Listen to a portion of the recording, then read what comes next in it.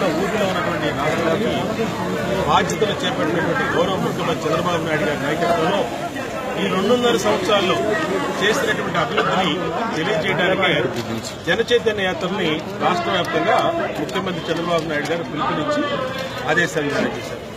ఇవాళ సెంట్రల్ నియోజకవర్గంలో మరి 20 డివిజన్లో 18 కార్పొరేటర్లు గెలిచారు.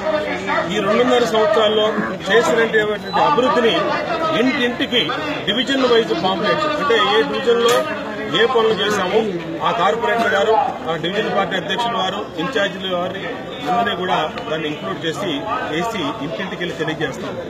ఇవాళ ఈ జనచైతన్య యాత్రలో ఎప్పుడూ కూడా ఈ రాష్ట్ర చరిత్రలో ఏ పార్టీ కూడా చేపట్టారు. ఎందుకంటే గతంలో వాళ్ళు ఓట్లు వేయించుకున్న రోజునే వాళ్ళ ఇళ్ల ముందుకెళ్లి ఓట్లు అడిగేవాళ్ళు.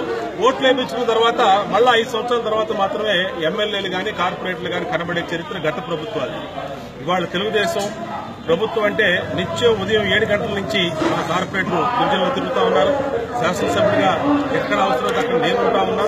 ఇవాళ జనచైతన్య యాత్రలో ధైర్యంగా ఈ 2.5 సంవత్సరాల అభివృద్ధిని ఇంటింటికి వెళ్లి తెలియజేస్తా ఉన్నాం.